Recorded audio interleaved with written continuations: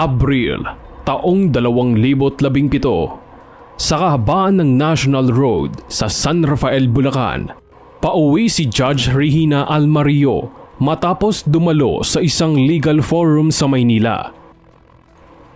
Isang dekada na siyang naglilingkod bilang hukom sa isang regional trial court sa Maynila at na-reassign kamakailan lamang sa Bulacan. Kilala sa kanyang matatag na paninindigan at integridad. Sa kanyang isip, karaniwang biyahe lamang yon. Isang mahabang kalsada patungong probinsya. Isang pagkakataon para magpahinga mula sa mga kaso at dokumentong araw-araw niyang hinaharap. Ngunit sa isang kurbadang bahagi ng kalsada, pinara siya ng 2 pulis mula sa lokal na istasyon. Sa unay inakala niyang karaniwang checkpoint lamang ito. Pinahinto siya, tinutukan ng flashlight sa muka at pinababa mula sa kanyang sasakyan. Ang tinawag na routine check ay mabilis na nagbago ng anyo. May bahid ng pangmamaliit ang tono ng mga tanong. Pinaratangang may nilabag na traffic rule at mariin siyang sinabihan na hindi siya karapat-dapat magmaneho ng mag-isa dahil siya ay isang babae lamang. Habang sinusuri ang kanyang papeles, malinaw ang lahat. Kumpleto ang lisensya, rehistro at insurance. Ngunit iginiit ng mga pulis na siya raw ay overspeeding at wala umanong lisensya. Ang mga akusasyong yon ay malinaw na imbento ngunit sinamahan ng pagbabanta. Hiningan siya ng 5,000 piso kapalit ng hindi pagtitiket sa kanya. Tumanggi si Regina. Buo ang kanyang paninindigan na huwag magpaapi kahit pa hindi pa nila alam ang kanyang tunay na pagkatao.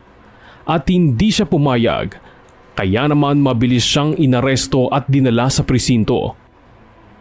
Sa loob niya, pinili niyang manahimik tungkol sa kanyang identity. Ang nais niyang makita ay kung paano tunay na tinatrato ng mga pulis ang isang ordinaryong mamamayan. Isang taong walang impluwensya, walang mataas na posisyon at walang koneksyon. Pagdating sa kulungan, sinalubong siya ng tanawin ng iba pang mga detenidong tila biktima rin ng parehong kapalaran. Mga ordinaryong motorista, jeepney driver at ilang kabataang nahuli raw sa gawa-gawang paglabag. Sa kanilang mga mata, mababakas ang parehong takot at pagod para kay Regina. Bawat muka ay kwento ng kawalan ng katarungan. Idiniin ni Regina na wala siyang anumang nilabag ngunit hindi siya pinakinggan ng mga opisyales na naka-duty. Kaya naman sa selda habang pinagmamasdan niya ang mga taong nakapiit ng walang sapat na ebidensya, unti-unting nabuo sa kanyang isip ang isang mas malalim na misyon. Ang kanyang pansariling karanasan ay naging pintuan upang masilayan ang tunay na anyo ng kapangyarihang ginagamit ng mga pulis sa maling paraan. Sa gabing yon, hindi siya hukom kundi isang saksi. Isang biktima ng sistemang binabalot ng pang-aabuso at korupsyon. Sa loob ng malamig at masikip na presinto ng San Rafael, natutunan agad ni Regina na ang kanyang sinapit ay hindi natatangi. Nang magsimulang magkwento ang bawat isa, lumitaw ang parehong pattern. Parang gawa-gawang kaso. Bigla ang pag-aresto at sapilitang paghingi ng pera kapalit ng kalayaan. Habang nakaupo sa sulok ng selda, pinakinggan niya ang mga hinaing ng mga kasamang detainees.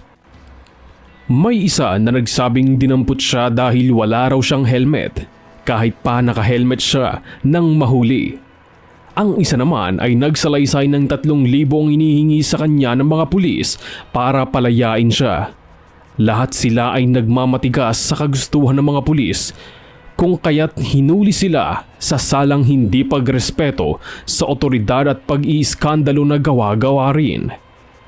Sa bawat kwento ng mga ito, lalong tumitindi ang kutob ni Regina na hindi ito isolated incident kundi bahagi ng mas malawak na sistema ng pang-aabuso. Ilang oras ang lumipas, pinalaya siya matapos magbigay ng piyansa ang kanyang kapatid na si Patricia Almario, isang abogado rin na nagsisilbi sa kanilang lalawigan. Nang makalabas si Regina, hindi niya mapigilang ikwento agad kay Patricia ang lahat ng kanyang nasaksihan. Hindi lang tungkol sa bastos na pagtrato sa kanya, kundi higit sa lahat, ang sistematikong pangongotong na tila bahagi na ng araw-araw na operasyon ng istasyon. Sa kanilang pag-uusap, napagtanto nilang ilang linggo na palang nagaganap ang parehong modus. Mga motoristang pinapara, iniimbentohan ng kaso at kinikilan ng pera. Kapag tumanggi, dinadala sa presinto at ikinukulong ng walang sapat na batayan. Doon lamang pinapalaya kung may maibigay na pera o kung may kaanak na makapagpapiyansa. Para kay Regina, ang naranasan niya ay higit pa sa personal na panghahamak. Isa itong malinaw na larawan ng bulok na kalakaran kung saan ang kapangyarihan ng batas ay ginagawang sandata laban sa mga inosente. Sa kanyang loob, nagsimulang mabuo ang apoy ng determinasyong ilantad ang katotohanan. Bago matapos ang linggo, muling bumalik sa kanyang isip ang mga mukha ng mga naiwan sa selda. Mga taong walang boses, walang lakas at walang kakayahang lumaban. Para kay Regina, hindi ito matatapos sa isang simpleng karanasan lamang. Ito ang simula ng isang laban para sa hustisya. Kahit na ang kalaban ay ang mismong mga dapat sana'y tagapagtanggol ng batas.